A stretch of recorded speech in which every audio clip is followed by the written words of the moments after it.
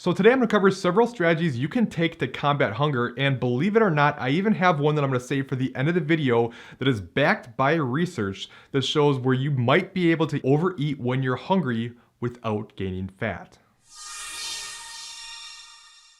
So real quick before we get into things, I am going to go ahead and do that live video. There wasn't a ton of requests for it, but there was enough that I figured, let's just see what happens. But we're going to do it this Friday, January 15th at 11 a.m. Eastern Standard Time. And what I'd like you to do, if you have questions, of course, show up and ask them when you're there. But if you could comment in this video, any questions you have for me to cover. This way, just in case you can't make it, I can still cover your question and you can check it out on the replay later. Otherwise, just show up live and ask your questions when you have them. Now, going over different strategies you can take to help with hunger, the first one I'm going to cover is probably the most overlooked, least talked about one there is, but in my opinion, one of the most important, helpful things you can do. And that's, quite frankly, just accepting that you're gonna deal with hunger when you're on a diet. And let's not forget too, the early stages of a reverse are just as bad, if not worse, most of the time. The problem with trying to chase hunger, and what I mean by chase hunger, is doing something to do anything and everything you can to try to make that hunger go away. Like, people will literally just shovel spinach into their mouth and eat tons of sugar-free Jell-O and pickles and all these different really low-calorie things that will help, but when you're trying to chase it all the time and so focused on trying to make it go away, it only makes you think about hunger that much more, and it makes hunger even worse a lot of the times. Whereas if you just go, hey, hunger is a part of the process. There's no way to avoid this. Like, there's things we can do to help, but you're gonna be hungry. And just accepting that you're gonna have to deal with that oftentimes actually makes you less hungry because now you're not so focused on it. Plus, remember, just because you're hungry doesn't mean you have to eat. And hunger will come and go on its own. It really will, even if you don't eat. In fact, when I took an exercise science course at the University of South Florida,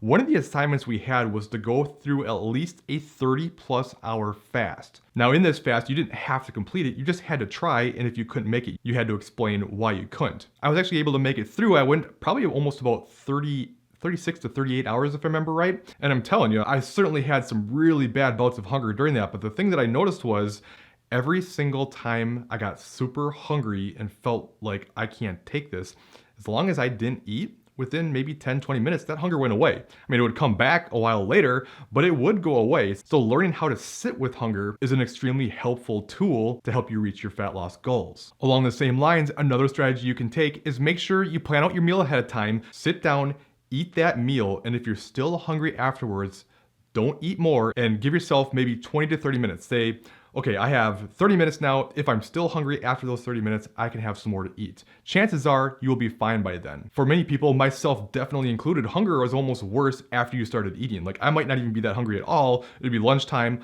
I'll go ahead and eat my lunch. And then when I'm done eating that lunch, I am ravenously hungry. It's almost like in some cases, food is the gateway drug. Once you eat, you don't want to stop. And there's a reason for this. I mean, this is your hunger hormones just being all messed up from dieting. But the problem is, if you just keep eating because you're hungry, you're pretty much not going to feel full ever until you're like ridiculously full, and you'll just eat and eat and eat. Another thing that factors into your hunger is your kind of normal eating schedule, how often you typically eat, and research is actually pretty split on this. I mean, if you dig through it, some show that more meals is better, some show that less meals is better, but I think it really comes down to your own personal eating habits. So say, for instance, you're someone who normally eats 3 square meals a day, no stacks, nothing else.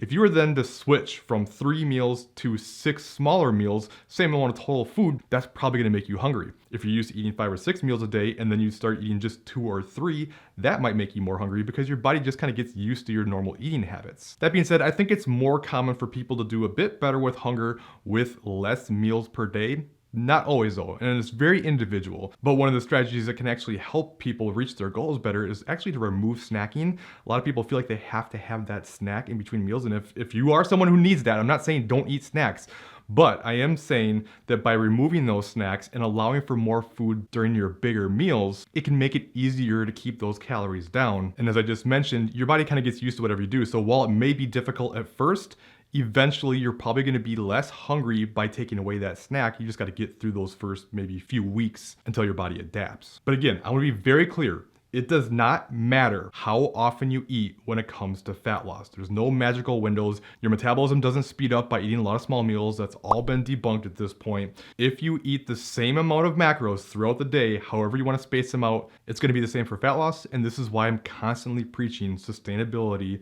and doing what works better for you. All right, another strategy you can take is drinking things like diet sodas, caffeinated beverages, even fat burners. But let me be very clear here. Caffeine is an appetite suppressant, and most fat burners are loaded with caffeine. Sure, you might get a very insignificant increase in thermogenesis when you have caffeine, but these fat burners don't really help you burn fat just on their own. They can help you burn more fat by keeping you more alert and more active, helping you keep your calories down, and therefore you're moving around more and eating less, and therefore you burn more fat. But you're not going to see any difference if you just keep everything exactly the same and then just take a fat burner. It doesn't work that way. Now, of course, some people will say, well, diet sodas are horrible for you. I'm not going to get into that in this video. I personally have no problem with them. If they help you keep your calories down, if you enjoy them, if it helps you when you're craving something sweet, then great. Consume them. That's my opinion. You're welcome to have your own. Now, keep in mind too, your body can kind of get confused. Like just because you're hungry doesn't necessarily mean you're actually hungry. I know that sounds weird, but what I mean by that is you may be a bit dehydrated. Most foods contain at least some fluids and are hydrating. It can also be things like sleep deprivation and stress. These can cause changes in hormones and make you feel more hungry.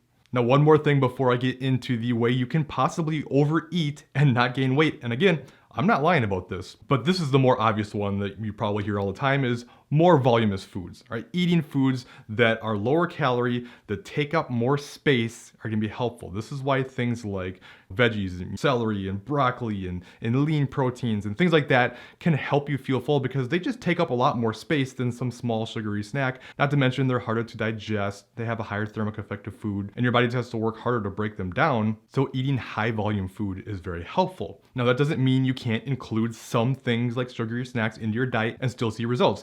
You can, you just have to understand the trade-off here and understand too, a lot of times sugary snacks, especially when you've been dieting, will just make you crave more and it can be hard to keep your calories down. Whereas these cleaner foods are gonna help you feel much fuller for much fewer calories. All right, you ready for this? Let's talk about how you can possibly overeat. Say you've already ate all your calories for the day and you're freaking starving and you wanna eat more.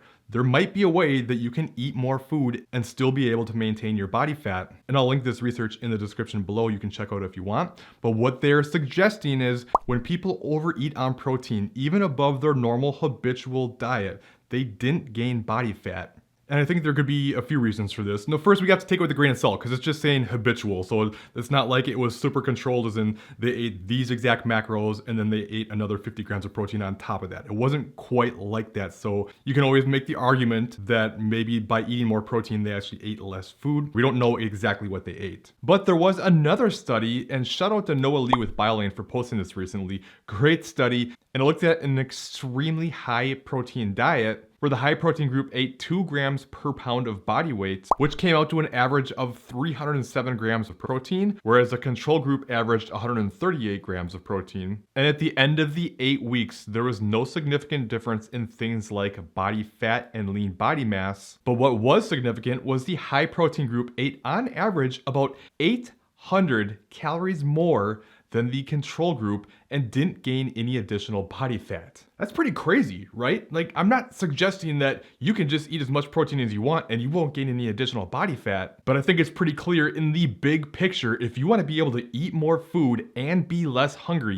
getting that protein up is going to be a huge help. But it does make sense to me because protein is just so underutilized. People fight protein so hard, but it is one of the best things you can do for fat loss because there's so many processes it has to go through in the body. It has such a high thermic effect of food, it's just not very easy to be stored as fat. So if you are gonna overeat, if you're at a point where you're just like, I can't take this, I have to eat straight protein as much as you can. So that like egg whites, skinless chicken breast and turkey, tuna, things like this that are basically all protein. Right now, you may find yourself in a situation where you're like, I'm really hungry, but I don't want to eat those things. That's where you have to kind of check yourself because there is a difference between hunger and the desire to eat something, the desire to eat junk food, right? They're not always the same thing. But if you're really serious about needing to settle that hunger and you don't think you can handle it, if you eat straight protein, at a minimum, it's gonna really minimize the chances of gaining body fat doing it. Now, one thing people ask me quite frequently is, what about cheat meals? Can I have a cheat meal or a cheat day? So what I did was made a video about my opinion on if you should incorporate things like cheat meals into your diet plan. So make sure you check that out in this top video next. If you have any questions, leave them in the comments below, and I'll see you